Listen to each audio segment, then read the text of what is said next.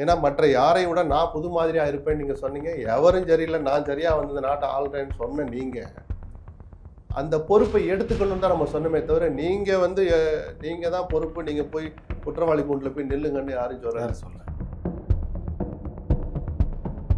நீங்க எதுவுமே பேசலனாலும் மக்கள் உங்களை தங்களில் ஒருவனா, தங்கள் குடும்பத்தில் ஒருவனா நினைச்சு பரிதாபப்படுவாங்க. அப்படிதான். ஆனா நீங்க சேட்டை பண்ணீங்கன்னா, இந்த திமிர்த்தனம் காட்டினீங்கன்னா தூக்கி எறியவும் அதே தமிழ்நாட்டு மக்கள் தயங்க மாட்டாங்க.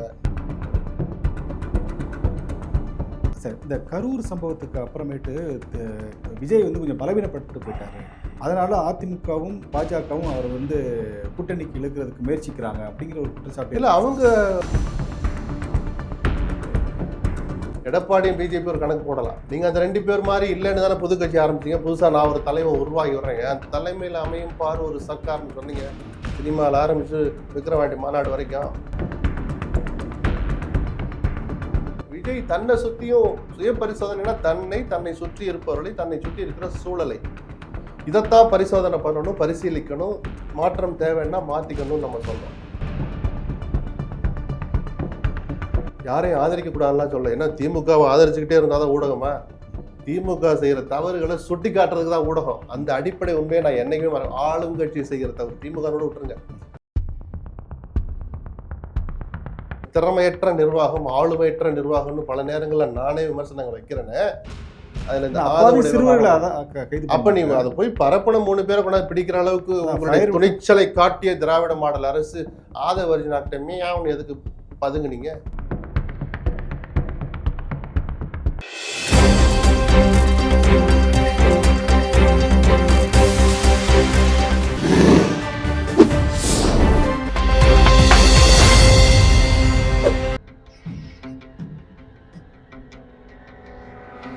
தமிழலை நேயர்களுக்கு வணக்கம். இன்றைய சந்திப்பில் நம்மோடு இணைந்திருப்பவர் மூத்த பத்திரிகையாளர் திரு SP லட்சுமணன் அவர்கள். வணக்கம் சார். வணக்கம் சார். அதிமுக சார்பில் குமாரபாளையத்தில் நடைபெற்ற ஒரு பொதுக்கூட்டத்தில் எடப்பாடி பழனிசாமி பேசும்போது சொன்னார், கூட்டணிக்கு பிள்ளையார் சொல்லி போட்டாச்சு அப்படின்னாரு. உங்களுடைய கருத்து என்ன சார்? அந்த பிரச்சார கூட்டத்தில் தாவேக்கா கொடி பறந்தது, 2 பேர் கொடியை பறக்க வச்சுக்கிட்டாங்க. அது அதிமுக இன்னைக்கு பலவீனப்பட்டு போயிருக்கலாம். இந்த அளவுக்கு இன்னும் பலவீனப்படலைன்னு நான் பார்க்குறேன், நம்புகிறேன், எதிர்பார்க்குறேன். ஒரு கூட்டணியை முடிவு செய்கிற விதமும் இடமும் இது அல்ல. ஏன்னா ஒரு 6 மாதம் முன்னாடி ரொம்ப பிரயத்தனப்பட்டுலாம் முயற்சிகள் பண்ணினார். பேச்சுவார்த்தை நடந்தது, இருதரப்பு சம்மதத்தோடு பேச்சுவார்த்தை நடந்தது. அது கைகூடலை. அதன் பிறகு தான் அவர் பிஜேபியில் போய் அணி சேர்றார். ஒரு 4 பேர் வந்துட்டாங்கங்கிறதுனால ஒரு கூட்டணி உறுதியாயிடுச்சுன்னு ஒரு புலகாங்கிதப்படுறது வந்து இவ்வளோ பெரிய இயக்கத்தின் தலைமை பொறுப்பில் இருப்பவர் பொது வெளியில் நடந்து கொள்கிற விதம் அல்ல. இப்படி ஒத்துக்கக்கூடாது. இப்படி போய், அதாவது அதில் என்ன சொல்கிறீங்கன்னா, அப்போது நீங்கள் இப்படி வரலைன்னா நாங்கள் தோற்றுருப்போம், நல்ல வேலை வந்துட்டீங்க, நமக்கு இனிமேல் வெற்றி நிச்சயங்கிற மாதிரி சொல்கிறது ஒரு பார்வை பார்த்தா உற்சாகப்படுத்துகிற மாதிரி இருக்கும். தொண்டர்களும் ஹேன்னு கத்துறான். நீங்கள் அதில் ஒளிஞ்சிருக்கிற மெசேஜை எடுத்து பார்த்தா அதில் எடப்பாடி தன்னைத்தானே தன் இயக்கத்தையே பலவீனப்படுத்துறாருன்னு நம்ம இன்னொரு பார்வை பார்க்க தவறக்கூடாதுன்னு சொல்றேன் நான். ஏன்னா ஆண்ட கட்சின்னு இல்லையா? ஆண்ட கட்சின்னு மட்டும் இல்லை. அப்போ நீங்க இல்லைன்னா நாங்கள் எங்களுக்கு வெற்றி சாத்தியம் இல்லாமல் போயிருந்திருக்கோம், அல்லது நாங்கள் வெற்றி பெற முடியாத நம்பிக்கை எங்களுக்கு ஏற்பட்டிருக்காது அப்படின்லாம் நீங்களே ஏன் பொது வெளியில போட்டு இதெல்லாம் பூட்டி அறைகளுக்குள்ள 4 தலைமைக்குள்ள நிர்வாகிகள் வச்சு வாதிக்க வேண்டிய விஷயம். ஏப்பா அவங்க வரலைன்னா சரியா வராது போல இருக்கே அப்படின்னு தங்கமணிகிட்டையும் வேலுமணிக்கிட்டையும் ஒரு பூட்டி அறைக்குள் பேச வேண்டிய ஒரு விஷயத்த, நல்ல வேலை நீங்க வந்துட்டீங்க பிள்ளையார் ஸ்டாலின் அவர்களே கேட்குதா அப்படி இப்படின்னா அது உற்சாகத்துக்கு மட்டும்தான் பயன்படுமே தவிர அதில் முதிர்ச்சி இருக்கிறதா நான் பார்க்கல. இது ஒரு பார்வை. அப்படி கொடியாட்டிய ஒரு தொண்டர் அதிமுக சட்டம் போட்டு அதிமுக தொண்டர்னும் செய்திகள் வந்து இன்னைக்கு காலையில. அப்போ இது திட்டமிட்டு 4 கொடியை கையில் கொடுத்து போய் நடுவில் அங்கங்க நில்லுங்கடான்னு சொல்லி அனுப்பிச்சாங்களா யாராவது ஒரு XY? அதிமுகவேன்னு நான் சொல்லலை. அப்படி நீங்கள் 4 பேரை பிடிச்சிட்டு வந்து 40 பேரே பிடிச்சி 40 கோடி ஆட்டுறதுனால தாவேக்கா கூட்டணி உறுதியாயிடுமா? அதிமுக அப்படியெல்லாம் உறுதிப்படுத்த மாட்டாங்கன்னு நான் நம்புறேன். அரசியல் அவ்வளவு இன்னும் சீப்பாலாம் போகலை. அடுத்து இது விஜய்க்கு நல்லது தானா? ஒன்று, உங்களுக்கு தெரிஞ்சுதான் அந்த தொண்டர்கள் அவர்கள் தொண்டர்களாக இருந்தால் எல்லாம் கொடி காட்டின எல்லோருமே அதிமுக தொண்டர்கள்னு சொல்ல, ஒருத்தரை பற்றின ஒரு புகைப்படம் அதோட வந்துச்சுன்னு காட்டினோம். மற்ற யாருமே போடல. ஒன்று இவர் மறுக்கணும் அதை. நாங்கள் ஏற்கனவே துக்கத்தில் இருக்கிற போது இந்த சூழலை பயன்படுத்திக்கிட்டு இது போன்ற சில்மிஷங்களை யாரும் செய்ய வேண்டாம். எடப்பாடி அதிமுகவோட சொல்ல வேண்டாம். எங்கள் கட்சி தொண்டர்கள் அரசியல் நிலைப்பாட்டை எடுக்கிற நேரம் இது வரல. ஏதாவது ஒன்று விஜய் கிட்ட இருந்து வரணும்ல. வரல. ஏன்னா முன்பு ஒரு தடவை குறிப்பிடும்போது நம்மளுடைய கொடிகளை வந்து மற்ற கட்சி கூட்டணிக்கு பயன்படுத்தக்கூடாதுன்னு சொல்லி இல்லவா, இப்போ இந்த சூழல்ல நீங்கள் ஊழல் செய்து அதிலிருந்து உங்களை காப்பாற்றிக் கொள்வதற்காக வெளிப்படையாக பிஜேபியோட கூட்டணி வச்சிருக்கீங்க. நாங்க இன்னும் அப்படிப்பட்ட கட்சி இல்ல, எங்களுக்கு கொள்கை எதிரி பிஜேபி தான் சொன்ன விஜய் சொல்லி 1 மாசம் கூட ஆகலையே, 2 மாசம் கூட இன்னும் முடியலையே. அந்த சூழல்ல அந்த அதிமுகவோட கூட்டத்தோடு உங்கள் கட்சி தொண்டர்கள் அல்லது உங்கள் கட்சி தொண்டர்கள் என்கிற அடையாளத்தோடு கலந்திருக்காங்கன்னா மறுக்க வேண்டியது விஜயனுடைய கடமை. ஏன்னா இது அப்படியே வளர விட்டாச்சுன்னா உங்க கட்சி எப்படி வளரும்? எப்படி உற்சாகத்துக்கு தான் திரும்ப பயன்படும். அந்த கூட்டணி அமைஞ்சா என்ன பிளஸ் மைனஸ்னு அப்புறம் பேசலாம். முதல்ல இது நிஜம்தானா? இப்படி ஒருத்தர் உங்களை சொல்லி உருவகப்படுத்தி நம்பி உற்சாகப்பட்டுக்கிறாரு, அது உங்க சமூகத்தோட நடக்குதா அப்படின்னு ஒண்ணு இருக்குல்ல. உறுப்பினர் சேர்க்கை இன்னும் உயிரோட்டமா நடத்திட்டு இருக்கிறாரு விஜய் அந்த ஆப் மூலமா. இப்படி போய் பண்ணிட்டீங்கன்னா எப்படி அது யாருக்கு எந்த உற்சாகம் வரும்? எப்படி அந்த கட்சி வளரும்? உறுப்பினர் சேர்க்கை எப்படி புதிய நபர்கள் வந்து சேருவாங்க? அப்படின்னு பல விஷயங்கள் அதுல இருக்கு. இதையெல்லாம் மீறி இவர் இப்போ அரசியல் எதிரின்னு திமுகவை சொல்லிட்டார், கொள்கை எதிரின்னு பிஜேபியோட சொல்லிட்டார். அந்த பிஜேபியோட நேரடியாகவும் கூட்டணி இல்லை, மறைமுகமாகவும் கூட்டணி இல்லைன்னா அது அதிமுக மையப்படுத்தா மறைமுகங்கிற வார்த்தை வருது. எங்கள் கூட்டணி அதிமுகவோடு தான், பிஜேபியோடு இல்லைன்னு சொல்லிக்கிட்டு கூட ஒரு சப்பக்கட்டு கட்டிக்கிட்டு போகலாம். அப்படி கூட இல்லைன்னு சொல்லி 2 மாசம் கூட முடியாத சூழல்ல இந்த கரூர் சம்பவத்துக்கு முன் பின்னுன்னு பார்க்கணும்னு சில பேர் சொல்றாங்க. ரைட், அது அவங்களுடைய பார்வை. அப்படி பின்னுன்னு பார்த்ததுல என்ன நடந்து போச்சு? உங்கள் பார்வையில உங்கள் மேல வீண் பழி சுமத்தினதா நீங்க நினைச்சுக்கிட்டீங்க. எனக்கு தெரிஞ்சு யாரும் உங்க மேல வீண் பழியை சுமத்தல. நீங்கள் குற்றவாளின்னு யாரும் சொல்லல. தார்மீக பொறுப்பெடுத்துக்கணும் ஒரு கட்சியினுடைய தலைவரா. ஏன்னா மற்ற யாரை விட நான் புது மாதிரியா இருப்பேன்னு நீங்க சொன்னீங்க. எவரும் சரியில்லை, நான் சரியா வந்து நாட்டை ஆள்றேன்னு சொன்ன நீங்க அந்த பொறுப்பை எடுத்துக்கணும் தான் நம்ம சொன்னமே தவிர நீங்க தான் பொறுப்பு, நீங்க போய் குற்றவாளி கூண்டுல போய் நில்லுங்கன்னு யாரும் சொல்ல. உங்க தொண்டர்களை கட்டுப்படுத்துங்க. இனிமேல் இது மாதிரி நடக்காம இருக்கிறதுக்கு சில விஷயங்களை நீங்களும் கத்துக்கோங்க, சுய ஆய்வு பண்ணுங்க, அதன் பிறகு அடுத்த ஊருக்கு போங்கன்னு தான் நம்ம எல்லாம் சொல்லிட்டு இருக்கோமே தவிர நாங்கள் எந்த தவறுமே செய்யலைன்னு வீடியோ வெளியிடவும் தான் அதை திமிர்த்தணும்னு எல்லாரும் பேசணும். பல பேரும் அதை அப்படிதான் பார்த்தாங்க. ஏதோ 16 நாளைக்கு எதுவும் பேசுறது இல்லைன்னு அது ஒரிஜினல் நேத்து தான் சொல்லியிருக்கேன். அது என்ன கான்செப்ட்? காரியங்கள் நடக்கட்டும்னு நிஜமான துக்க வீட்டுல அப்படி சொல்லுவாங்க. 16ஆவது நாள் காரியம் நடத்துவாங்க. சில பேர் நம்ம உண்மையை வெளியே கொண்டு வருவோம் இல்ல, சில பேர் நடத்தி இருப்பாங்க, சில பேர் மேக்ஸிமம் 16ஆம் நாள்ல அதை முடிப்பாங்கன்னு அதை நம்ம மதிப்போம். அந்த 16 நாள் முடிஞ்ச பிறகாது நீங்க வாயை திறந்து பேசணும். இது மாதிரியான குழப்பங்களுக்கு குருமூர்த்தியை போய் விஜய் சந்தித்தார், இல்ல அவருடைய தரப்பு சந்தித்தது அப்படின்னு வந்த போது குருமூர்த்தி தான் மறுத்தார், விஜய் தரப்போ இது வரைக்கும் அதான் மறுக்கல. தாவேக்கா கொடியோட 4 பேர் 40 பேர் போய் நிற்கிறான், அது என்ன நடக்குது? இதெல்லாம் தெளிவுபடுத்தினாதான் அவருடைய பிரச்சாரம் அர்த்தமுள்ளதாக இருக்கும். நீங்கள் கூட்டணி வைக்காம போங்க, அதை பற்றி நமக்கு கவலை இல்லை.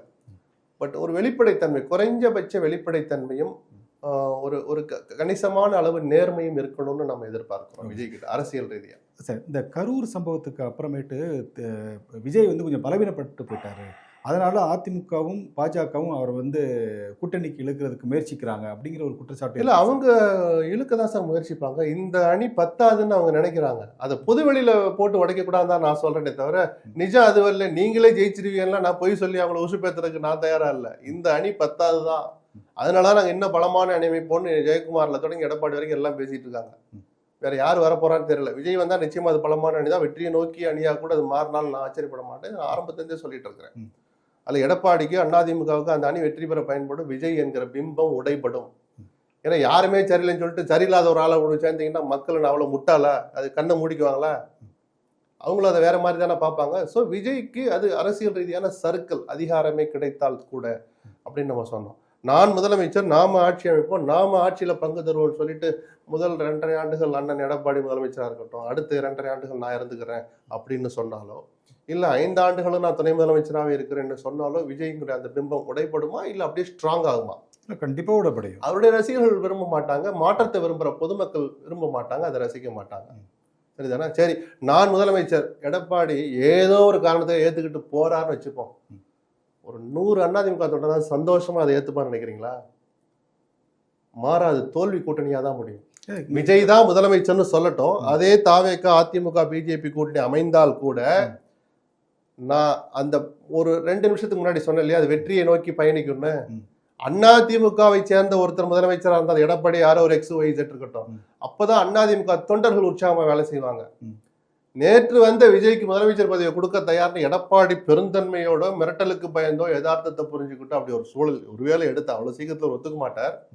அப்படி நடந்தால் அந்த 3 பேரும் சேர்ந்தாலும் அது அந்த பலம் கிடைக்காது, அது மாறாக பலவீனமாக தான் மாறும். அதிமுக தொண்டர்கள் மனசு வந்து வேலை செய்ய மாட்டாங்க. அதான் சார், இன்னைக்கு காலையில் கூட அம்மா மக்கள் முன்னேற்ற கழகத்துடைய தலைவர் டிடிவி தினகரன் அவர்கள் பேசும்போது சொன்னாங்க, இந்த மாதிரி விஜய் வந்து தன்னை முதலமைச்சர் வேட்பாளர்னு சொல்லி அறிவிச்சிட்டு இந்த மாதிரி களமாட வந்திருக்கிறாரு. அவரோட கூட்டணி வச்சு அதிமுக செயல்படும்னா அவருக்கு கீழே வந்து செயல்படுறதுக்கு எடப்பாடி பழனிசாமியுடைய இதிமுக தயாராக இருக்கா அப்படின்னு ஒரு கேள்வி கேட்டிருக்காரா சார்? இல்லை, இப்போ நம்ம கேள்வியை கேட்டது அவர் ஒரு தலைவராக அவர் ஒரு பார்வை பார்க்குறாரு.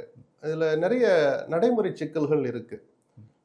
நான் அடிக்கடி சொல்கிறது தான், அரசியலில் யாருக்கும் வெக்கம் கிடையாது. வெக்கத்தெல்லாம் தூக்கி போட்டு பரவாயில்லன்னு போனாலும் போவாங்க. அதனுடைய இம்பேக்டை நம்ம கொஞ்சம் யூகிக்கிறோம். நம்மளுடைய யூகம் தவறாகவும் போகலாம், இல்லை சரியாகவும் அமையலாம். முதல்ல இதெல்லாம் அந்த மாதிரி ஒரு அணி அமையுதா, அந்த என்ன விஜய்க்கு இருக்குதா நமக்கு தெரியாது. அதான் இன்னும் 2-3 நாளில் அந்த மௌனம் கலைக்கிறாரான்னு பார்ப்போம். நான் என்னோடது உச்சநீதிமன்றத்துடைய சட்ட நடவடிக்கைகள் அங்கே நடந்துட்டு இருக்கிறது, வாத பிரதிவாதங்கள், தள்ளி வச்சிருக்கிற தீர்ப்பு எப்படி வந்தாலும் அது ஒரு பக்கம் நடக்கட்டும். அரசியல் ரீதியாக விஜய் 17ஆம் தேதி கரூர் போக போகிறதா ஒரு தகவல் இருக்கு. அங்கே போன ஒரு நிபந்தனைகள் 5 நிபந்தனைகள் வச்சிருக்கிறார்ல. விஜய் நிபந்தனை ஆக்சுவலாக கரூருக்கு வந்தால் போலீஸ் நிபந்தனை விதிக்கணும். அப்படி விதிச்சதான் நீங்கள் நக்கல் பண்ணீங்க. கடைசியில் ஒரு துக்கத்தில் கொண்டு போய் அது முடிஞ்சது. இப்போ இவர் எனக்கு போதிய பாதுகாப்பு கொடுக்கணும் ஒற்றை வரையில் நிறுத்திருக்க வேண்டியவர் 5 நிபந்தனைகளை போட்டு ஏதோ அமெரிக்க ஜனாதிபதிக்கு கூட இல்லாத பாதுகாப்பு தனக்கு கேட்கிறார். அது சிறுபிள்ளைத்தனமானது, புத்திசாலித்தனமானது அல்ல. மற்ற எவரை விட நீங்கள் மேலானவர்கள் அல்ல, சட்டத்தை விடவும் மேலானவர்கள் அல்ல. உங்களுக்குன்னு புதிய சட்டங்கள் எல்லாம் நிறைவேற்ற முடியும். இந்த யதார்த்தத்தை முதல்ல விஜய் புரிஞ்சுக்கணும். நான் வரேன், நெரிசல் இல்லாமல் சங்கடம் இல்லாமல் அந்த நிகழ்ச்சியை நல்லபடியாக நடத்திட்டு வர்றதுக்கு பாதுகாப்பு கொடுங்கன்னு ஒற்றை பாராள முடிக்க வேண்டிய விஷயம் அது. இத்தனை நிபந்தனைகள் நீங்கள் அடுக்க முடியாது. அது ஒரு துளி கூட போலீஸ் மதிக்க மாட்டாங்க. நாளைக்கு நீங்கள் டைப் பண்ணி கொடுப்பீங்க, இதோட நல்ல இங்கிலீஷில் இதோட 4 பாயிண்ட் கூட மொத்தம் 9 நிபந்தனையோட இன்னொரு தலைவர் வந்து கேட்டார்னா எல்லாரும் கொடுக்க முடியும். போலீஸ்க்கு அதான் வேலை. இல்லை, சரியான பாதுகாப்பு கொடுக்காதனால தான் இந்த மாதிரி ஒரு ஸ்டாம்பேட் நடந்துச்சு. அது விசாரணை கமிஷனோட ஆணையத்தில் வெளிவரட்டும், எஸ்ஐடியினுடைய விசாரணை வெளிவரட்டும். இல்லை உச்சநீதிமன்றமே அருணா ஜெகதீசன் உங்களுக்கு பிடிக்கலைங்கிறீங்க, உச்சநீதிமன்ற ஓய்வு பெற்ற நீதிபதியோ பதவியில் இருக்க நீதிபதியோ வச்சு அவங்க ஒரு கமிஷன் அமைச்சா உண்மை வெளியில் வரட்டும். சதி செயல்னு வெளியே சொன்னீங்க. உயர்நீதிமன்ற மதுரை கிளையில் புசி ஆனந்த் முன்ஜாமீன் மனு கேட்குற போது முதல் வார்த்தையே நடந்தது ஒரு விபத்து தான், அதுக்கு நான் எப்படி பொறுப்பாக முடியும், மதியழகன் தான் பொறுப்புன்னு அவங்க கட்சி மாவட்ட செயலாளர் சட்ட ரீதியாக காமிச்சார். காட்டி கொடுக்கணும்னு காட்டி கொடுக்கல. ஏன்னா மதியழகன் கையெழுத்து போட்டிருக்காரு, நிபந்தனைகளுக்கு உட்படுகிறேன், மீறினால் அதுக்கு நான் பொறுப்பேற்றுக்கிறேன். அவர் கையெழுத்து போட்டனால அவர் A1 அவர் தான் கையெழுத்து போட்டிருக்கார், நான் போடலை அப்படின்னு சட்ட பார்வை தான் புசி ஆனந்த் பார்த்தார். அரசியல் ரீதியாக பார்த்தா உங்க கட்சி மாவட்ட மற்ற மாவட்ட செயலாளர் எப்படி சார் துணிச்சலா கையெழுத்து போடுவான்? புரியுது. அப்ப அவங்க மனசுல ஒரு தார்மீக பயத்தை பதட்டத்தை ஏற்படுத்துறீங்களா? அந்த முதிர்ச்சி புசியானத்திட்ட மட்டும் நான் எப்படி எதிர்பார்ப்பேன்? அந்த கட்சியே புதுசு சார். அவரும் இதுல இருந்து கத்துக்கட்டும். நம்ம வெளியில அப்படி ஒண்ணு வச்சா அட்லீஸ்ட் மாவட்ட செயலாளர் அரசியல் நம்ம என்ன சொல்லியிருக்கணும்னு அவங்க கத்துக்கட்டும். அது ஒரு பக்கம். உச்சநீதிமன்றத்திலையும் போய் அந்த சீனியர் அப்படி முதல்ல எடுக்கிற போதே நடந்தது விபத்து தாங்கிறத நானும் ஏத்துக்கிறேன் அப்படிங்கிறாரு. நான்னா தாவேக்கா அவரை தன்னை அப்படிதான் வரிச்சுக்குவாங்க சீனியர் லாயர்ஸ். அப்ப எதுக்காக சதி செயல்னு சொல்றீங்க? வெளியில சதிப்பீங்க, கோர்ட்ல போய் விபத்துப்பீங்க. அப்போ எல்லாரும் மாதிரி தான் நீங்களுமா? மற்ற அரசியல்வாதி மாதிரி தான் விஜயா? இவங்க ஸ்டேட்மெண்ட்டே முரண்பாடா இருக்கு. அப்போ இந்த கருத்தை நம்மளை பேச வைக்கலாமா விஜய்? அதனாலதான் சொல்றேன், அந்த முதிர்ச்சியோட இனிமேல் செயல்படுங்க. அரசியலை கொண்டாந்து எதுல பேசணுமோ அதுல பேசணும். இந்த 41 பேர் மரணத்தை மையமா வச்சு எடப்பாடியும் பிஜேபி ஒரு கணக்கு போடலாம். நீங்க அந்த 2 பேர் மாதிரி இல்லைன்னு தானே புது கட்சி ஆரம்பிச்சீங்க. புதுசா நான் ஒரு தலைவன் உருவாகி வர்றேன், என் தலைமையில அமையும் பாரு ஒரு சர்க்கார்னு சொன்னீங்க. சினிமாவில் ஆரம்பிச்சு விக்ரவாண்டி மாநாடு வரைக்கும். அப்ப நீங்க கொஞ்சம் வித்தியாசமா நடந்துக்கணும் நம்ம எதிர்பார்க்கிறோம். அல்லது நானும் 10ஓட 11 தான் வெளிப்படையா வெக்கமே இல்லாம ஒத்துக்கணும். அதுதான் குறைஞ்சபட்ச நேர்மை. சார், இந்த 41 பேர் மரணத்துக்கு அப்புறம் இது கூட இவங்க ஒரு 16 நாள் தூக்கம் அப்படி இப்படின்னு சொல்லி எந்த விதமான ஒரு ஆக்டிவிட்டிஸே இல்லாம ஒரு 16 நாளை கழிச்சிட்டாங்க. இவங்க எப்படி தமிழ்நாட்டை ஆளுங்கிற ஒரு நம்பிக்கை வரும்? இல்லை, அப்படி அந்த அளவுக்கு விமர்சனத்தை வைக்க நான் விரும்பல. அது சிலருடைய பார்வையா இருக்கலாம். இது ஒரு புது கசப்பான அனுபவம் விஜய்க்கும். நான் அந்த யதார்த்தத்தை நான் புரிஞ்சுக்கிறேன். என்ன செய்யறேன்னு புரியல. அந்த ராத்திரியில் எங்க இருக்கணும், திருச்சியில் இருக்கலாம்னு நம்ம இங்கே உட்காந்துட்டு பேசலாம். அவர் மனநிலை எப்படி இருந்துச்சோ. பட் கொஞ்சம் ஆணவத்தை குறைக்கணும்னு தான் அந்த அவர் வெளியிட்ட வீடியோ நமக்கெல்லாம் சொன்னது.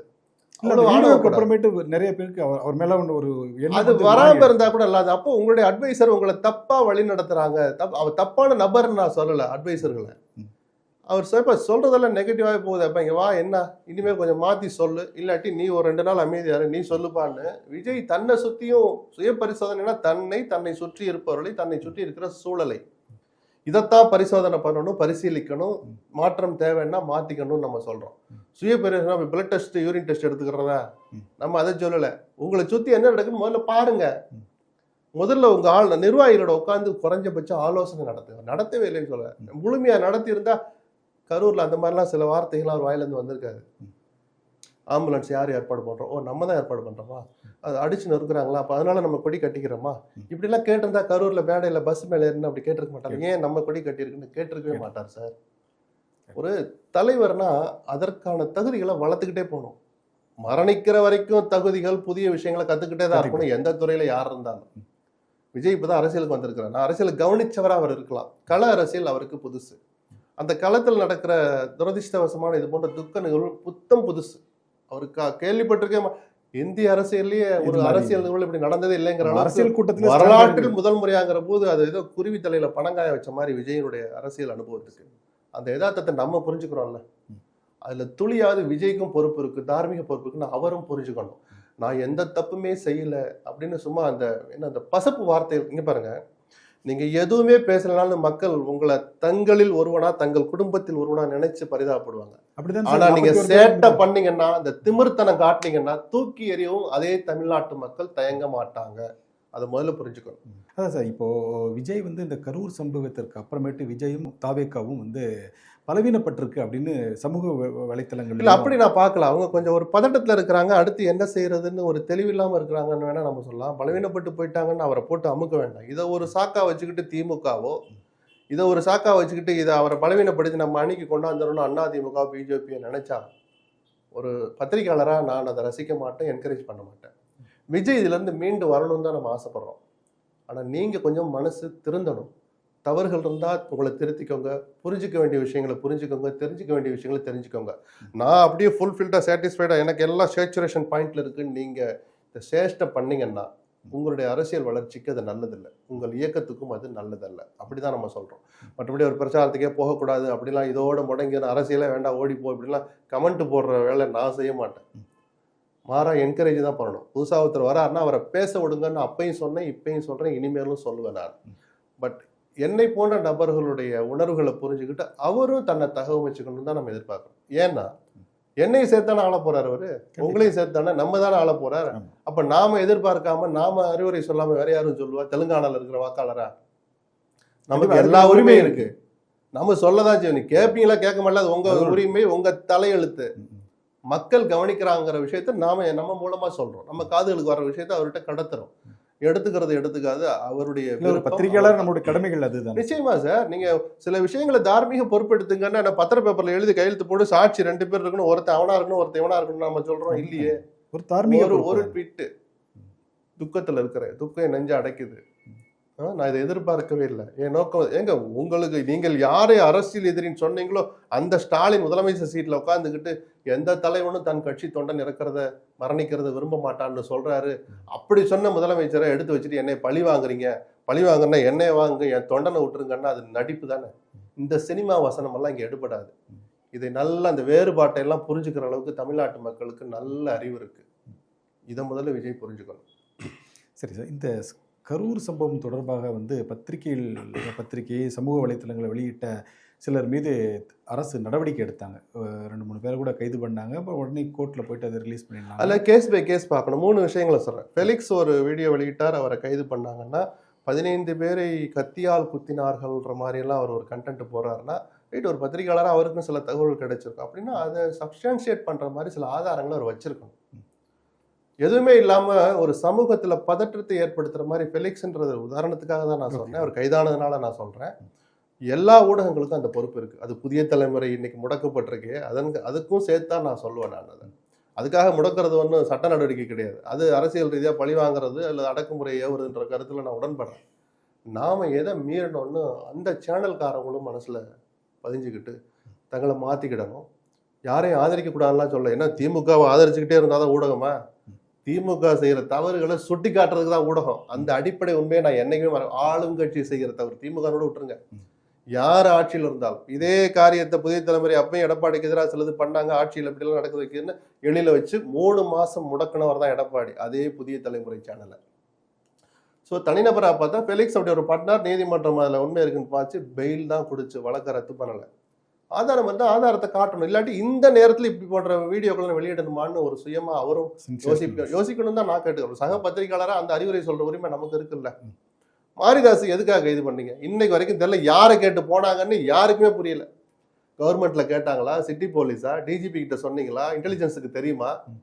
ஒரு தெளிவான பதில் இந்த நிமிஷம் வரைக்கும் வரல. வெட்கக்கேடான உண்மை அது. நான் சொல்லலை, யாரா சாதாரண ஏட்டையா ஒரு தகராறு பண்ணி தமிழ்நாடு முழுக்க அது கவனிக்கிற நிகழ்வா மாறினாலும் ஸ்டாலின் தலையில தான் வந்து விடியும். உள்துறைக்கு பொறுப்பு வைக்கிற முதலமைச்சர் தலையில தான் வந்து விடியும்.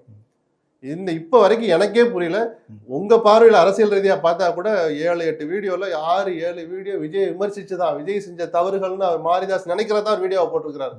அப்புறம் எதுக்கு சார் அவரை தொட்டிங்க தெரியல. 5 மணி நேரம் கழிச்சு அவர் விட்டாங்க. இது அரசுக்கு நெகட்டிவான ஒரு இது. ஆமா, அதனாலதான் அவர் தலையில விடியும்னு பச்சையாவே போட்டு உடைச்சானே. இல்லைன்னா பூசி மொழுகிறது நெகட்டிவா முடியும்னு அவர் தலையில தான் வந்து விடியும். 3வது விவகாரம், ஆதவ் ட்விட்டு போட்டதுக்கு பிறகு அதை அவர் அழிச்சிட்டாருங்கிறத எடுத்துட்டாங்க இருக்கட்டும்.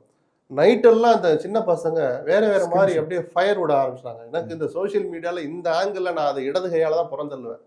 அது எதுவா இருந்தாலும் சரி.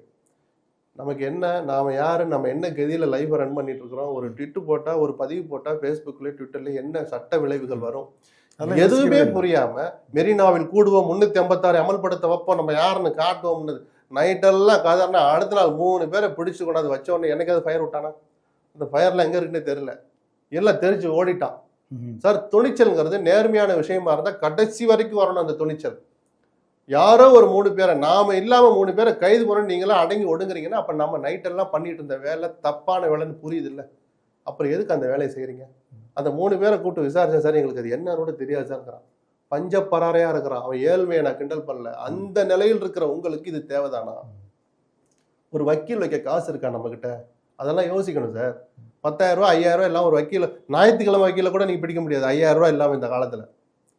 நீ வாங்குற அந்த 7,500 ரூபா சம்பளத்துக்கு, 10,000 ரூபா சம்பளத்துக்கு, 15,000 சம்பளத்துல 5,000க்கு வக்கீல் ஃபீஸ் கொடுக்குற அளவுக்கு நீ முதல்ல இருக்கிறியான்னு ஒரு இளைஞனும் முதல்ல யோசிக்கணும். ஃபயர் விடுறதுனால எங்க கொண்டு விடியுதுன்னு பார்க்கணும். அந்த 3 பேரை மன்னிச்சு ஒரு மாதிரி விட்டுறாங்கன்னு வச்சுக்கோ, ரிமாண்ட் பண்ணி கொண்டு வச்சாலே நீங்க பெயில் எடுக்கிறதுக்கு ஒரு செலவு பண்ணல. வக்கீல் காசுன்னு பேசிக் தான் நான் சொன்னேன்.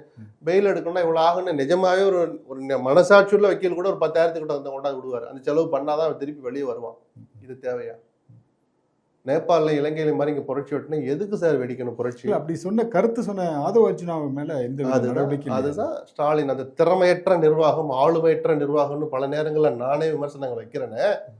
அதுல இந்த அப்ப நீங்க அதை போய் பரப்பணம் 3 பேரை கொண்டாந்து பிடிக்கிற அளவுக்கு உங்களுடைய துணிச்சலை காட்டிய திராவிட மாடல் அரசு ஆதவ் அர்ஜுனாட்ட மீயாவும் எதுக்கு பதுங்குனீங்க?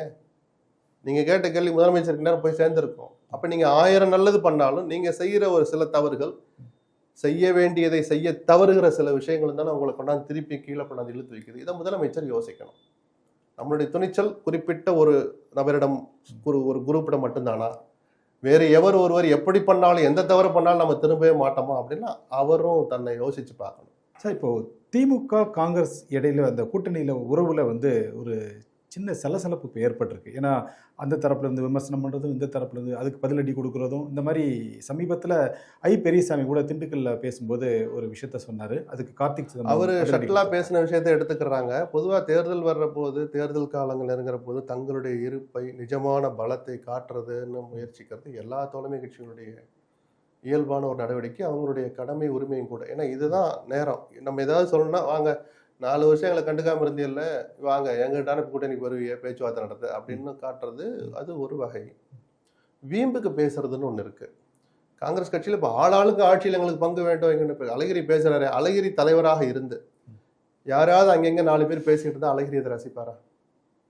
இன்னைக்கு வேற ஒருத்தர் தலைவராக இருக்கான்னு தலைவராக நாம இருந்தோம்ங்கிறத மறந்துட்டு நாம தலைவராக இருந்தா என்னவெல்லாம் எதிர்பார்ப்போம், எத்தகைய கட்டுப்பாட்டை எதிர்பார்ப்போம் அப்படிங்கலாம் மறந்து இன்னைக்கு ஊருக்கு பேட்டி கொடுக்குறாருல. பொதுவாகவே காங்கிரஸ்ல எல்லோருமே தலைவர்களாக நினைச்சுக்குவாங்க. அங்கே கட்டுப்பாடுங்கிறது ஒன்றும் கிடையவே கிடையாது. அதனால இது தேர்தல் நேரத்தில் இருக்கிற இந்த பபுள் மாதிரி தான் நான் பார்க்குறேன். அதுக்காக இதை கடந்து போயிடவும் முடியாது. எல்லோருமே தாங்கள் போட்டியிட்ட இடங்களை விட அதிக இடங்கள் வேணும்னு கேட்குறாங்க. ஆட்சியில் பங்கு வேணுங்கிற ஒரு கோஷம் கிளம்பி இருக்கு. அதனால இதை ராஜேஷ்குமாரோ அழகிரியோ செல்வ பிறந்தையோ கூட முடிவெடுக்கிற விஷயம் இல்லை. தேசிய கட்சின்னா மேல ராகுல் சோனியா என்ன அதான் சார், அந்த முடிவெடுக்கிறாங்க? ராகுல் காந்தி வந்து விஜய் கிட்ட பேசின பிறகு இந்த டாக் இல்ல அது பேசுறதுனால அப்படி கூட்டணி ஆயிட்டு சொன்னீங்கல்ல. திமுக கூட்டணியிலிருந்து காங்கிரஸை பிரித்து எடுத்து வந்து விஜயோட சேர்த்துறணும்னு இங்கேயே சில எம்பிக்கள் வேலை பார்த்துட்டு இருக்காங்க. காங்கிரஸ் எம்பிக்கள் தமிழ்நாட்டுக்காரவங்க. அதுல என்ன சாதிப்பாங்கன்னு நமக்கு தெரியாது. Practical-ஆ சாத்தியக்கூறுகள் பார்த்தா இருக்கா சார்? இங்க 25 இடம் போட்டோட போட்டிட்டாங்களா, 75 இடங்கள் 3 மடங்கு இடம் கூட காங்கிரஸுக்கு அங்கே போட்டியிட வாய்ப்பு கிடைக்கலாம். 7 இடமாவது ஜெயிப்பீங்களா அப்படின்னு கேள்வி வரும்ல. வாங்குறது நாமளே பெருசு இல்ல, கேட்கிறோம்னா ஜெயிக்கணும் இல்லையா? வாங்குறது பெருசு இல்ல, இல்ல ஜெயிக்கணும். வாங்கிடுவாங்க, ஜெயிக்க முடியாதுல்ல சார். கூட்டம் அதிகமா ஓட்டு வாங்கலாம், ஜெயிக்கணும்ல சார். ஸோ இப்போ நாமளே இதை பேசுறோம்னா ராகுலோ சோனியாவோ அதை பத்தி டிஸ்கஸ் பண்ணாம இருப்பாங்களா? ஸோ என்ன நடக்குன்னு பார்க்கலாம். அப்படி ஒரு முயற்சி நடக்குதுங்கிறத நான் மறுக்கல. சலசலப்பு ஏதோ இப்பதான் தோணுச்சுன்னு இல்லை. ஒரு வருஷத்துக்கு முன்னாடியே ஆதவ யோஜனா திருமாவளவனுக்கு ஏன் துணை முதல்வராக இருக்கு, தகுதி இல்லையான்னு கேட்ட போதே விடுதலை சிறுத்தைகள் ஒரு தலைமை கட்சியான அங்கேயும் சலசலப்பு வந்துருச்சுதான். ஆண்டுக்கு ஆண்டு இல்லை, தேர்தலுக்கு தேர்தல் அந்த நெருக்கடி அதிகமாயிட்டு தான் போகுது. கடந்த 2-3 பொது தேர்தல்களில் இது போன்ற நெருக்கடியை சமாளித்த ஸ்டாலின் இப்ப சமாளிப்பாரான்னு நம்ம பொறுத்திருந்து பார்க்கணும். நிஜமாவே ஒரு கடுமையான சவால் தான் அது. காங்கிரஸ் கூட இப்போ ஒரு உரசல் இருந்தா கூட சார், விடுதலை சிறுத்தைகள் வந்து திமுக தரப்புக்கு கடுமையான ஒரு ஆதரவு கொடுக்குற மாதிரி ஒவ்வொரு பேட்டிகளும் அமையுது சார். ஆதரவு கொடுத்தா ஆதரவும்பிய சார், தோழமையில் இருந்து கொண்டே அவர் கொஞ்சம் எதிர்த்து பேசுறாருன்னா அதையும் கேள்வி. அதான் சார், பத்திரிகையாளர் அவங்க உணர்வுகளை வெளிப்படுத்தாம இருக்க முடியாது. கடைசியில் அவர் முடிக்கிற போது என்ன முடிக்கிறாருன்னு பார்க்கணும். ஒரு கட்சியினுடைய தலைவராக என்ன உறுதியாக சொல்றாரு அதை தான் நம்ம எடுத்துக்கணும். 1000 முரண்பாடுகள், 1000 கருத்து கசப்புகள் இருந்தாலும் நாங்கள் மதவாதத்தை எதிர்த்து ஓரணியில் நிற்போம்னு காஞ்சிபுரத்தில் கையை தூக்கி பிடிச்சாங்கல்ல தோழமை கட்சி தலைவர்கள் திமுகவோட மேடையில். அதை தான் நம்ம கடைசி அதிகாரப்பூர்வ கருத்தாக எடுத்துக்க முடியும். எந்த முடிவும் எடுக்கிற உரிமை எந்த கட்சிக்கும் உண்டு. திருமாவளவனும் விடுதலை சிறுத்தைகள் அதுக்கு விதிவிலக்கு இல்லை. இன்னைக்கு வரைக்கும் கூட்டணியில் தொடர்றோம்னு சொல்றார், அதைத்தான் நாம எடுத்துக்க முடியும். ஆதரிக்கிறோம்னா அதுக்காக எதுக்கணும்னு என்ன அவசியம் இருக்கு? தோழமை தொடருங்கிற போது எல்லாத்தையும் கண்ணை மூடிட்டு எதுக்க முடியாதுல்ல. விமர்சிக்கிற விஷயங்களை விமர்சிச்சுட்டு தானே இருக்காரு அவரு. திமுக வந்து சொல்லக்கூடாத விஷயம், அதாவது சொல்ல நினைக்காத விஷயங்களை கூட இவர் திமுக சார்பா பேசுறாரு. அது சிலருடைய பார்வைங்க, நான் அப்படி பார்க்கல. அவர் எனக்கு தெரிஞ்ச முதல் கசப்புகளை அந்த புதுக்கோட்டை மாவட்டத்தில் ஒரு சம்பவம் நடந்தது இல்லையா, வேங்கை வயல் விஷயத்துல இருந்து எல்லாத்துலேயும் தங்களுடைய கருத்து என்ன அதை தோழமைன்னு கூட பார்க்காம கருத்துக்களை வெளிப்படுத்திக்கிட்டு தான் இருக்கிறாங்க. ஏன் ஆட்சி அதிகாரத்தில் நாங்கள் பங்கு கேட்கக்கூடாதா அப்படின்னு திருமாவளவனும் கேட்டவர் தான். ஆதவ் வச்சுக்கிட்டே அல்லது ஆதவ் கட்சியில் நீடிச்ச போதே தப்பு இல்லையே. ஆமா, அவருக்கு ஏன் துணை முதலமைச்சர்னு சுருக்குறீங்க? ஏன் முதலமைச்சராகிற தகுதி திருமாவளவன் கிடையாதுன்னு நான் கேட்பேன். பட் அதை கேட்குற இடம் கேட்குற நேரங்கிறத வச்சா திமுகவை சீன்றாங்களா இல்லை நிஜமாகவே சமூக நீதிப்படி தங்களுடைய உரிமையை நிலைநாட்டுறாங்களான்னு ஒரு கேள்வி வரும். டிஃபால்ட்டாக அதை ஒத்துக்கலாம், தகுதி திருமாவளவனுக்கு இருக்கு. எப்போ தனிச்சு நின்று தமிழ்நாட்டு மக்கள் ஆதரித்தால் ஆகிற தகுதி அவருக்கு இருக்கதான் செய்யுது. யார் வேணாலும் நீங்களும் ஆகலாம், நானும் ஆகலாம். மக்கள் ஏற்றுக்கணும். தோழமைக்குள்ள போய் நம்ம போறோம்னு சொன்னா அதுக்குன்னு சில சட்டத்திட்டம் ஒரு ஃப்ரேம் ஒர்க்குள்ளதான் செயல்பட முடியுங்கிற யதார்த்தமும் புரியாதவர் அல்ல திருமாவளவன். ஸோ அவர் ஒன்றை சொல்லிட்டதுனாலேயே ஒன்றை சொல்லாதனாலே எதிர்க்கிறார் ஆதரிக்கிறார்னு அப்படி நான் பார்க்குறேன். இறுதியாக அவர் என்ன சொல்கிறான்றதா அதை மக்கள் எப்படி பார்க்குறாருன்னு தான் நம்ம பார்க்கணும். சார், இந்த காலனிங்கிற ஒரு பெயரை வந்து எடுத்து விட்டாங்க. அதுக்கப்புறம் இப்போ வந்து தெருக்களுக்கு ஜாதி பெயர்கள் வைக்கக்கூடாது அப்படின்னு சொல்லி முதலமைச்சர் ஒரு உத்தரவு போட்டார். அந்த உத்தரவு போட்ட அன்னைக்கே வந்து கோயம்புத்தூரில் ஒரு பாலம் 10 கிலோமீட்டருக்கு பாலம் ஒன்று திறக்கிறாங்க. அது ஜிடி நாயுடு பாலம் சொல்லி. இது எங்கே தொடங்குச்சுன்னா சில மாதத்துக்கு முன்னாடி சென்னை உயர்நீதிமன்றம் ஒரு தீர்ப்பு கொடுத்தாங்க. கல்வி நிலையங்களில் ஸ்கூல் காலேஜஸில் ஜாதி பேரை எடுத்துடணும், சாதி அமைப்புகள் பேரில் சாதியை குறிப்பிட்டு சங்கங்கள் ஆரம்பிக்கிறத தடுக்கணும்னு சொன்னாங்க. அதனால தான் ஏற்கனவே ஜாதிய சங்கங்கள்லாம் இப்போ வேற மாதிரி மாறிக்கிட்டு இருக்காங்க. ஒரு அரசியல் கட்சியினுடைய பெயராவோ பொது பேராவோ நீங்கள் என்ன வேணாலும் ஆரம்பிச்சுக்கலாம். அது சுதந்திர நாட்டில் அதுக்கு ஜனநாயகம் இடம் கொடுக்குது. சட்ட விதிமுறைகளும் தொழிற்சங்க சட்டங்கள் பதிவு சட்டமும் அதுக்கு இடம் கொடுக்குது. எல்லாரும் மாற்றிக்கிட்டு இருக்காங்க. இப்போ முதல்ல மாதிரி முதலியார்கள் முன்னேற்ற பேரவை செட்டியார்கள் அப்படிலாம் ஆரம்பிக்க முடியாது. இப்போ வேற பொது பேர்ல தான் ஆரம்பிக்கிறாங்க. அதுதான் பேசிக் தீர்ப்பு. அதுக்கப்புறம் சில சமூக பதற்றங்களை தணிக்கிறதுக்கு இங்க வேறு வச்சா அவனுக்கு கோவம் வருது, அதை வச்சா இவனுக்கு கோவம் வருது அப்படின்றதெல்லாம் வச்சுட்டு தான் சாலைகளுக்கும் தெருக்களுக்கும் அவருடைய பேரை தவிர்ங்கன்னு சொன்னது வரைக்கும் சரி. இந்த பேர் வைங்கன்னு ஒரு பட்டியல் வெளியிட்டாங்களா, அதுல தான் இந்த அரசு தப்பு செய்யுது. கலைஞர் வரைக்கும் கொண்டா சேர்க்குறீங்க. கலைஞர் தகுதியானவர் தான் யாரும் தகுதியான பட்டியல் இவ்வளவுதானா? ரெட்டமலை சீனிவாசன் எங்க போனாரு? ஏன் நம்ம கண்ணு முன்னாடி வாழ்ந்துட்டு இருக்கிற நல்ல கண்ணு எங்க போனார்? சமீபத்துல மறைஞ்ச சங்கரையா எங்க போனார்? அவங்க எல்லாம் பொது உடைமைவாதியா இருந்து எவ்வளவோ விஷயங்களுக்கு பாடுபட்டவங்களாச்சு. கேள்வி வரும்ல சார். கண்டிப்பா. இன்னும் நம்ம சொல்ல நமக்கு நினைவுக்கு வராத, நாம இன்னும் தெரிஞ்சுக்காம நம்ம தலைமுறைக்கு முன்னாடி இந்த சாதியை ஒழிக்கிறதுக்கு பாடுபட்டவங்க எத்தனை பேர் இருக்கிறாங்க. இந்த பட்டியலை வெளியிட்டதான் இந்த அரசு பண்ண தப்பு. சாதியை ஒழிச்சிருங்க, இழிவான சொற்களை நீக்குங்கன்றதோட அந்த ஜீவன் நின்றுந்தா இவ்வளவு பிரச்சனையே வந்திருக்காது. அப்போ நீங்கள் ஜிடி நாயுடு பேர் வச்சு தப்பே இல்லாமல் போயிருக்கும். இப்பயும் தப்பு கிடையாது தான் என் பார்வையில். ஜிடி நாயுடுன்னு சொன்னால் தெரியும். இப்போ என்ன சார் நாயுடு சமுதாயம் அப்படியே போக அப்படியே மறுமலர்ச்சி ஏற்பட்டுடுச்சா? அந்த சமூகத்துக்கு தேவையானது இன்னைக்கு எவ்வளோ விஷயங்கள் இருக்கு. மூப்பனார் மேம்பாலம் இருக்கு, ஜிகே மூப்பனார் மேம்பாலம்னு போட்டிருக்கோம். செனட்டாப் ரோட்ல போனீங்கன்னா மூப்பனார் இருக்குது. ஜிகே கோவிந்தசாமி கருப்பையான்னா யாருக்கு சார் தெரியும்? காங்கிரஸ்காரனுக்கே பாதி பேருக்கு தெரியாது. மூப்பனார் தான் அவருடைய அடையாளம். அவர் ஜாதி எப்படி மூப்பனார் ஜாதியை அந்த சாதியை உயர்த்துறது மட்டும்தான் என் வாழ்நாள் லட்சியம் என்னைக்காவது சொன்னார? இந்தியாவில் பல முதலமைச்சர்களை உருவாக்குனவர் மூப்பனார். அகில இந்திய பொதுச்செயலாளராக இருந்து கட்சியினுடைய சிக்கல்களை தீர்த்து வச்சு அந்தந்த மாநிலத்தில் முதலமைச்சரை தேர்ந்தெடுக்கிற உரிமையை பெற்றிருந்தவர் மூப்பனார். எப்பா அங்கே மூப்பனார் இங்கே எந்த ஜாதிப்பா நம்ம ஜாதிக்கு ஈக்குவலாக இருக்கு? ஜாதியை பார்த்தாரா? என்னைக்குமே ஒரு ஜாதி பார்த்தவர் இல்லை சார். அதனாலதான் மக்கள் தலைவர்னு அவர் சொல்றாங்க. ஸோ அவர் மூப்பனார்னு சொல்றதுனால என்ன கெட்டு போச்சு? ஒன்னு சாதியை வலுப்படுத்துறது அர்த்தம் ஆயிடுமா? சில பேரை அப்படிதான் அழைக்கணும். அதனாலதான் நீங்க அரசாணையிலே தப்பு பண்ணிட்டீங்க. அது அரசாணையும் போட்டுட்டு நேத்து செக்ரட்டரியை வச்சு பேட்டி கொடுக்குறீங்க. இல்ல இல்ல மக்கள் அந்த ஊர் மக்கள் விரும்பினா மாத்திக்கலாம், வேண்டாம்னா மாத்த வேண்டாம். அப்புறம் எதுக்கு சார் ஜீவோ போட்டீங்க? இந்த சில்லுண்டித்தனம்னு சொல்லுவோம்ல, முதலமைச்சருக்கு தெரியுதா தெரியலையா? அவர்கிட்ட டிஸ்கஸ் பண்றீங்களா? அப்போ அதிகாரிகளை மட்டுமே நம்பாதீங்கன்னு அதுக்கு தான் தலையா அடிச்சுக்கிறோம். அதிகாரி இல்லாமல் அரசாங்கம் நடத்த முடியாது, அதை நான் ஒத்துக்கிறேன். இது கொள்கை சார்ந்த விஷயம். தேர்தல் கண்ணு கட்ட தூரத்தில் இருக்குது, கை கட்ட தூரத்துலேயே வந்துருச்சு. 4 அமைச்சர்களை கூப்பிட்டு விவாதிச்சிங்களா? அண்ணா இப்படி ஒரு ஜீவோ கொண்டு வரலான்னு கொண்டாந்து என்கிட்ட ஃபைல் வந்திருக்கு, என்ன செய்யலான்னு. அவங்க அரசியல் ரீதியாக அவங்க கருத்து வைப்பாங்கல்ல. அண்ணே இப்போ தொற்றாது என்ன சொல்லியிருப்பாங்கல்ல, அதை எண்ணத்துக்கு அதை தொடரணும். அப்புறம் எதுக்கு நீங்கள் மாற்றிக்கணும்? இன்னைக்கு கிராம சபை கூட்டம் மாநிலம் முழுக்க நடக்குது. அந்த கூட்டத்திலே நீங்கள் முடிவு எடுத்துக்கலாம். அப்படி விட்டுட்டு போக வேண்டியதானே சார்? உண்மையிலே இழி சொற்களை நீக்கணுங்கிறத தலையாய கடமை. 4 வருஷம் காத்திருக்க வேண்டியதில்லை, அதுக்கு உயர்நீதிமன்ற தீர்ப்பே அவசியம் இல்லை. மனசாட்சியுள்ள எந்த ஆட்சியாளர்களுக்கும் ஆட்சி பொறுப்பேற்ற முதல் மாசமே வந்திருக்க வேண்டிய ஒரு சொரணை அது. கேட்கவே காது கூசுற மாதிரி பல ஊர் பேர்லாம் இருக்கு. அதெல்லாம் மாத்துங்க. அதுக்கு யாருடைய அனுமதி தேவையில்லை. மாறா அந்த சமூகம் இழிவா நினைக்கிற அந்த சமூகம் எப்பயோ சந்தோஷப்பட்டிருப்பானே. சமூகத்தை மறந்துருங்க. அந்த ஊர்ல எல்லா ஜாதிக்காரனும் இருக்கிறான். என்னடா எங்க ஊர் பேர் என்னன்னு சொன்னா அவன் வெக்கப்பட்டுக்கிட்டே சொல்றான். அவன் எவ்வளவு சந்தோஷப்பட்டிருப்பான். இதை நீங்க ஆட்சிக்கு வந்த முதல் மாசம் செய்கிற வேலை. நீதிமன்றமும் அதுக்கு உங்களுக்கு காத்திருக்க வேண்டியதில்லை. தீர்ப்புக்காக எந்த சமுதாயத்தினுடைய ஒப்புதலும் உங்களுக்கு தேவையில்லை. அதோடு நிறுத்தியிருந்தாலும் பரவாயில்ல. இந்த பேர்களை மட்டும் வைங்கன்னு பெரியார், காமராஜர் சொல்லிட்டு தகுதியான நபர்களாக இருந்தும் கூட அவர்களை விமர்சன வளையத்துக்குள்ள இந்த அரசே கொண்டு போய் தள்ளுது, ஜிடி நாயுடு உட்பட. சரி, ஜிடி நாயுடு பேர் வைக்கப்பட்டு 1 மாசம் முன்னாடி தெரிஞ்சு போயிடுச்சு. அப்ப ஏன் இந்த ஜியோ நமக்கு தெரியல, உங்களுக்கு தெரியும்ல. இந்த ஜியோ எதுக்கு வெளியிட்டீங்க? அதே நேரத்துல அதுதான் தப்பு பண்றாங்கன்ற. முதலமைச்சர் இனிமேலாவது உஷாரா இருக்கணும். அதிகாரிகளை முழுமையா நம்பாதீங்க. பாஜக சார்பில் நயினார் நாகேந்திரன் வந்து சுற்றுப்பயணம் மேற்கொள்ள இருக்கிறாரு. அதிமுக ஒரு பக்கம் போயிட்டு இருக்கு, பாஜக போயிட்டு. இந்த நிலையில் அண்ணாமலை வந்து ஒரு புதுசாக ஒரு கட்சி தொடங்க போகிறார் அப்படிங்கிற ஒரு பேச்சு வந்து பரவலாக பேசப்படுது. அதை நீங்கள் எப்படி பார்க்குறீங்க? அவர் இந்த இளம் வயதில் ஒரு அகில இந்திய பணியை திறந்துட்டு, ஐபிஎஸ் அதிகாரி பணியை திறந்துட்டு அவர் வர வச்சாங்க. 1000 திரைக்கு பின்னாடி நடந்திருக்கலாம். அப்படி வந்தபோது முழு அதிகாரத்தை அவர் கையில் கொடுத்தாங்க. பிரதமர் மோடியும் உள்துறை அமைச்சர் அமித்ஷாவும் முழு நம்பிக்கை வைத்து அத்தனை அதிகாரங்கள் கொடுத்தார். அந்த அதிகாரம் கைக்கு வந்துருச்சுன்னு கண்ணை மறைக்கக்கூடாது, நீங்கள் கொஞ்சம் அடக்கத்தோடு நடந்துக்கன்னு நானும் எத்தனையோ பேட்டிகள் சொல்லியிருக்கேன். அவருடைய உடல் மொழியெல்லாம் ஆணவத்தை வெளிப்படுத்துறதா இருந்தது. பல வார்த்தைகளும் அது வெளிப்படையாகவே வந்து விழுந்தது. அது நல்லது இல்லைன்னு சொன்னோம்.